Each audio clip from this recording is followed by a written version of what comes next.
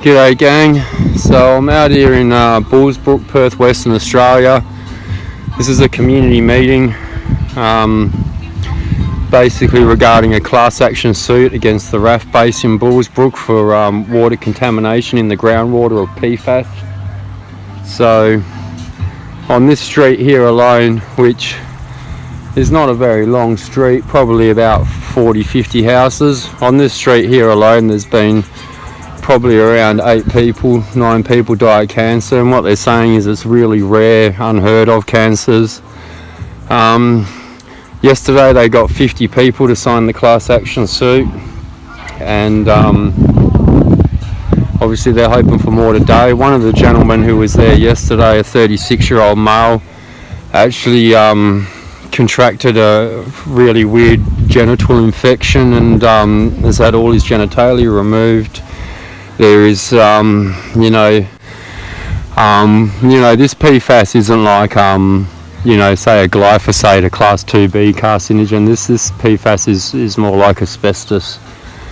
Now the Raaf base, they've known for years and years and years, and they've done nothing about this. They've done their own testing. They've known it's contaminated. They've kept it quiet. And now that they're caught out, rather than just spending the money to fix it, they had it all costed out to put scheme water in here, because these people don't even have scheme water. They don't have copper pipes running out like everyone else does. They're on either rainwater, which we know is heavily contaminated with metals from the geoengineering, or they're on groundwater. So what happened was the Raaf base was supplying bottled water to it was over 100 houses, and then they've just cut about 3/4 of them out now, and they've left those people in the lurch.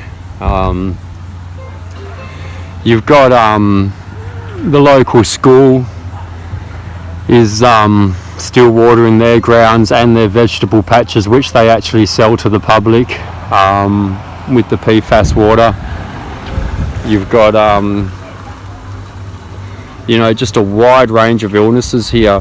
This area had a lot of chicken breeders, and they've all noticed that the fertility rates in their chickens have dropped right off. See, everyone's attacking this from a carcinogen angle, but no one's attacking it from a possible, other genetics angle, sterilisation and all the rest of it. That'll take time to actually, see an entire generation grow through this, and then see what their reproductive levels are at, which I guarantee you they'll be low. A multitude of issues going on down here. They actually priced the scheme water to run scheme water through the town, $25 million, and it got knocked back. I forget the member who knocked it, the local person who knocked it back, but anyway, it got knocked back. The Raaf base will spend $100 million defending this, when they could have just put scheme water in for these people for $25 million. It's an absolute atrocity. Seeing these people, seeing the issues. One of the girls here's just got a nosebleed, gets nosebleeds, it's a multitude of illness that's coming from this PFAS.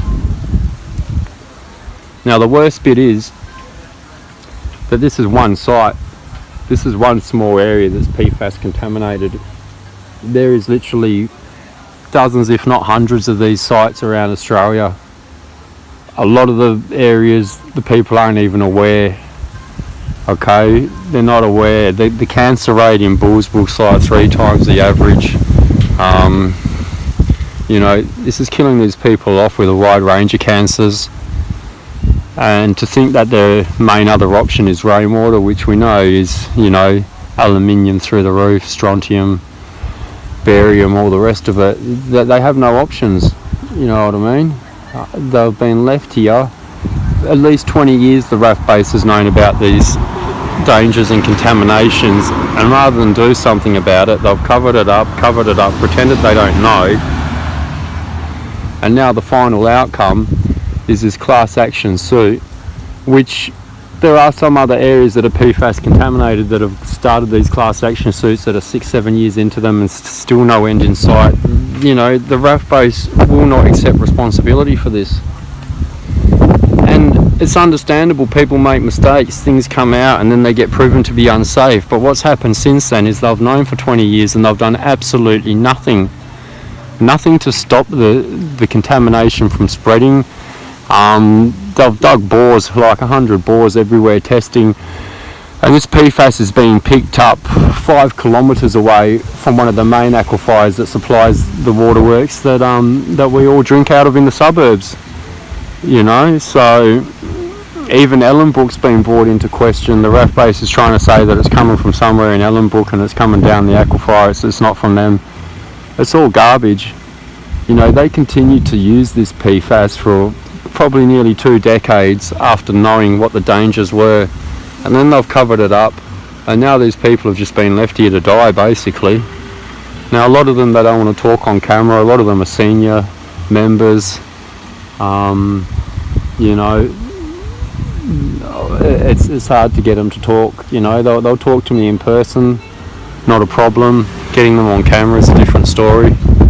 But I'm going to stay here for a couple of hours and work my way around this group of 20 or 30 people and listen to their stories, and I'll bring it all to you. I've got documents too, water testing documents, emails sent to them. I've got a wide range of stuff. It's going to take me a while to go through, but this is going to be an ongoing thing that I'll follow. And you know, this will drag on for 10 years before they get a result. Also, they've rezoned all this land now, so the council's working hand in hand with the Raaf base. They've rezoned all this land into industrial now, and they've put aside a 200-acre parcel, which is going to be the first industrial area opened up. Now, this is a small town community, you know. Everyone on this street just walks up and talks to each other.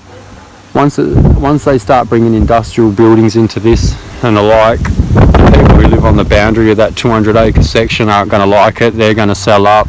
It'll go further and further, and so by zoning it industrial, they're basically just planning on moving all these people out of here. I mean, this is something that they'll spend $50 to $100 million defending, when the land here averages, you know, 300,000 to 700,000. You know, for 200 million, they could probably just buy out everyone for the going price of their land. But they choose not to do it. They choose to fight it in court. And they choose not to own up to what they've done, and that's the criminal element of this. You know, we all make mistakes. You've got to own your mistake. You've got to correct it. You can't cover it up for 20 years and then when it comes to a class action suit, fight it vigorously. You know, that's the disgrace in all of this. So I'll keep covering this. I'll go have a chat to these people. Colin is a local fella who's, you know, sort of a pillar of the community. He's put this on out the front of his house to get people down here, the legal team's down here, the local MP's down here. You know, these people have had a gutful and they're trying to get some sort of compensation out of this. You know, with all of this coming to light and going to court and all the rest of it, it's devaluing their land. Even if they wanted to sell up, no one's going to come in here and pay the going rate for land that's contaminated. So, you know, they're stuck here until something happens. Stuck here with this toxic water. Stuck here, you know, with animals that are covered in tumours, which I'm hearing a lot of stories. Dogs dying at the age of 7, 8 years old, covered in tumours. You know, there's people here that are raising young families. I just spoke to one woman who's got, I think it was 4 or 5 children.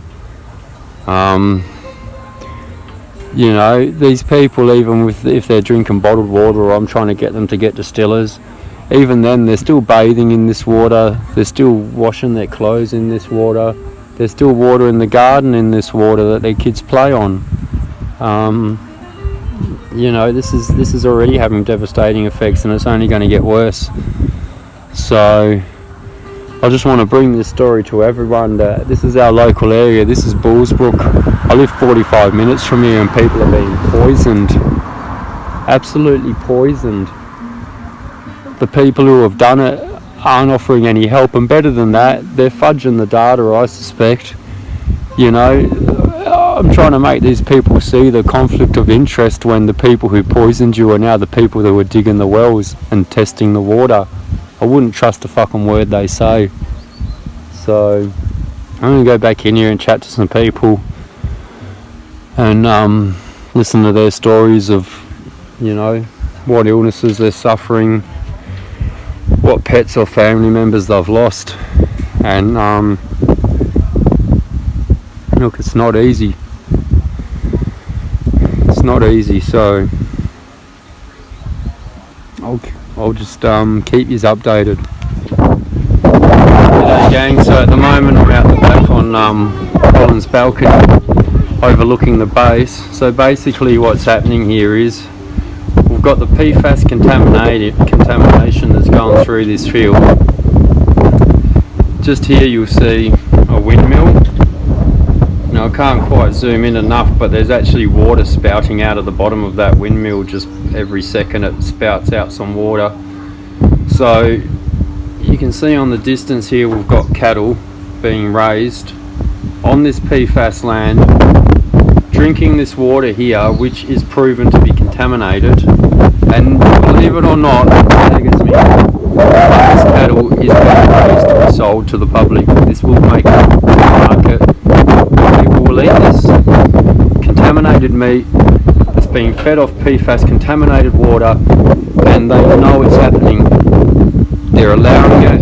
There's been no preservations put in place to bring water in for this cattle so they can have clean water. They're just more than happy to allow it to drink it. Listen to these people's stories of illness, lost loved ones, lost pets, can't eat their chicken eggs, can't eat the fruit off their fruit trees, can't do anything, you know. And the best bit is it gets better. I was just speaking to someone there, and she was telling me that the bank will not finance houses in this area. So if you're a couple looking to buy a house and you're unawares and you go, I'm going to go to Bullsbrook and I might buy a house on such and such street, the bank will tell you that they will not finance that house because it's in a contamination zone. So these people are literally stuck here. Unless it's an unawares cash buyer who's coming in with money, these people are stuck here. Their houses are being devalued by, I say 100%, you know. They're working on a class action now, which only covers the loss of value. They're all chasing about, you know, 70 to 100 grand each for the loss of value of their house, but their house has completely lost value. When it gets to the point where the bank won't finance anyone, it's worth nothing. It's worth nothing. And not even that, property value is a piss in the ocean compared to the real damage that's been done here. And this class action suit, I feel, that's been taken on by this lawyer is purely just to keep these people on a certain path, a certain trajectory, which is looking for property value damages, when really they should be looking for emotional damage, suffering, loss of loved ones, loss of, you know, everything, pets, family members. I suspect children who have grown up here aren't going to be able to reproduce because there's people here who keep chickens and the chickens have gone sterile and can't reproduce. So no doubt this is going to happen to an entire generation of children too. And that's where the big money is. That's where they should be taking a class action. They should be looking for billions of dollars. But they're not. They're being steered down this path by this lawyer who's going for loss of property value. It's sickening. So I'm going to stay here. There's more people constantly coming and going. I'll chat to some more people. I'll bring you some more info. But this is an absolute atrocity what's happening to these people in our own country. So I've just been talking to some more people as they're coming and going. So it's definitely 100% confirmed. The banks will not lend to any buyer who wants to buy in this area because it's deemed a contamination zone. I was just speaking to another man who, it's sad, well, first he's got a friend who's a mortgage broker who said, yeah, 100% your whole area's been classed as out of bounds in terms of lending money to buy a property. So basically he's up and moved out of their house that they bought. When did he buy it? I can't remember, 2013 or something. Paid 450 for it. On the property value of thing now, it's worth about 310. They've actually just left the house now. It's abandoned. He's packed up his family, and he works in the city, so they're renting in the suburbs just out of the city, and they don't even go back to the house. They've just abandoned it. They've had to move out, and that was a house that he actually bought from his parents as they were getting old. His father's in really poor health due to all this PFAS contamination, and they've just abandoned the house that he grew up in, that his father built. They've just abandoned it. You know, this is why I say this class action suit's a joke. Going after the loss of property value when your property's worth zero. You know, they're sharing their whole life with me. You know, he said, you know, we've been trying to have kids. They can't have kids. Oh, they're still trying, but they're struggling. You know, when you've got chickens that are all infertile animals that can't reproduce, now you're starting to see adults who have lived here their whole life who are struggling to reproduce. You can't put a dollar value on that. You can't buy someone a child. So it's been pretty hard to hear, and these people are really doing it tough. So one person who's in Parliament in this area who's making life extremely difficult for them is a gentleman by the name of Christian Porter. In the description of this video I'm going to put all his details, his phone number, where his office is, his email. We've got to start getting up this prick hard. He's the one who blocked the scheme water from coming in here. $25 million they could have brought clean water to all these people, and they've chose not to. So we've got to get up this shit puppet Porter, and you know, I need you all to share this, alright? Share it far and wide. This is our community, alright? These people live in Perth. The local school, the kids can't drink the fucking tap water. I mean, fuck me, we live in Australia.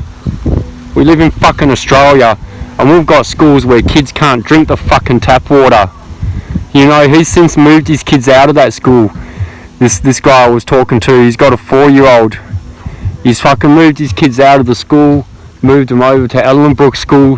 His 4 or 5-year-old son's still too scared to drink the tap water at the school, because he's been brought up his whole life on bottled water, not allowed to drink out of the fucking tap. This is a fucking disgrace. Alright? It's a fucking disgrace that we've got generations of kids who won't even fucking drink out of a tap because they've been born in a fucking contaminated zone. So this is what's going on, alright? Everyone needs to share this, alright? If this doesn't get thousands of views, I'm going to be fucking pissed. Alright, I've given my time away from my family to come down here and help these people and their families. The very least you can fucking do is send it to someone and share it, for fuck's sake. Alright, this is a disgrace. Alright, I'm going to go in there and talk to some more people and hear some more of these fucking tragic stories. Help me share this, help me spread this, alright? Everyone get the fuck up this Christian Porter, because all I'm hearing is bad stuff about him. Take it easy, gang.